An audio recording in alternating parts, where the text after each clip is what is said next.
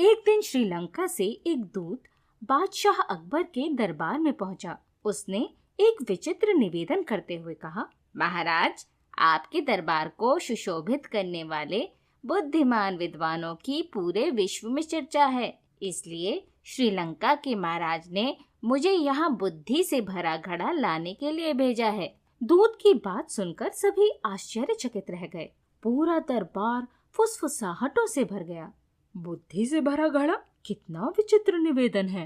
अकबर ने सोचा कि श्रीलंका के महाराज हमें नीचा दिखाना चाहते हैं, क्योंकि उनकी ये इच्छा हम पूरी नहीं कर सकते। तभी बीरबल को बुलाया गया और समस्या बताई गई। बीरबल ने कहा, महाराज, हम ऐसा कर सकते हैं, परंतु इसके लिए हमें कुछ समय चाहिए। दूत ने तुरंत कहा, ओह, ये कोई चिंता का विषय नहीं है, मैं कुछ समय तक प्रतीक्षा कर सकता हूँ। ये सुनकर बीरबल अपने घर चला गया और उसने अपने सेवक को बुलाकर कहा, मेरे लिए छोटे मुंह वाले मिट्टी के बड़े बड़े घड़े ले आओ। कुछ देर में ही सेवक घड़े ले आया। बीरबल ने सेवक को घड़े लेकर अपने साथ चलने को कहा। वे एक ऐसे स्थान पर गए जहाँ कद्दू के पौधे लगे हुए थे। बीरबल ने घड़ों को कद्दू के फूलों के साथ रखवाया और फूलों को घड़ों के अंदर कर दिया। इसके पश्चात उसने खेत की देखभाल करने वाले किसान को आदेश दिया, इन घड़ों को तब तक हिलाया डुलाया न जाए जब तक मैं आदेश न दूं। कुछ दिनों बाद अकबर ने बीरबल से बुद्धि के घड़े के विषय में पूछा। बीरबल ने कहा, महाराज, घड़े के भरने में अभी कुछ समय लगेगा। 15 दिनों के बाद बीरबल कद्दू के पौधों को जांचने के लिए पहुंचा। उसने देखा कि कई घड़ों में कद्दू का आकार घड़े के बराबर हो गया है। उसने सेवक को बुलाया और कहा, सावधानी पूर्वक कद्दू पौधों से अलग करके घड़ों को उठा लो। अगली सुबह बीरबल ने दूत को दरबार में बुलवाया और कहा, श्रीमान, मैं आपको एक घड़ा बुद्धि से भरकर दे रहा हूँ। बीरबल का सेवक आगे बढ़ा। उसने हाथ कपड़े से ढके हुए थे। दूत ने सेवक से घड़ा ले लिया।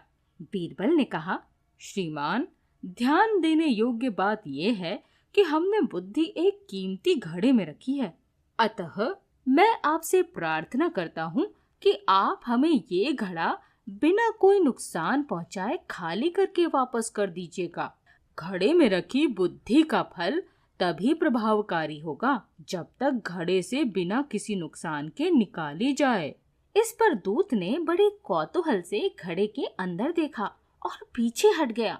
बीरबल ने अपनी बात को आगे बढ़ाते हुए कहा, हमारे पास इस तरह के 10 घड़े और हैं। यदि श्रीलंका के महाराज कहें कि अधिक बुद्धि चाहिए तो उनसे कह दीजिएगा कि शीघ्र मंगवा लें, अन्यथा हो सकता है कि कोई अन्य मांग ले जाए।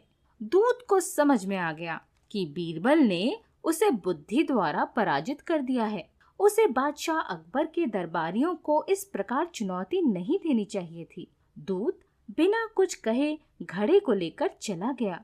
अकबर ने भी बाकी घड़े देखने की इच्छा प्रकट की। जब अकबर ने कद्दू से भरे घड़े देखे तो खिलखिलाकर हंस दिए और बीरबल की बुद्धिमानी के लिए उसे एक बार फिर स्वर्ण मुद्राएं भेंट की। बुद्धि द्वारा बड़ी से बड़ी चुनौती का भी सामना किया जा सकता है।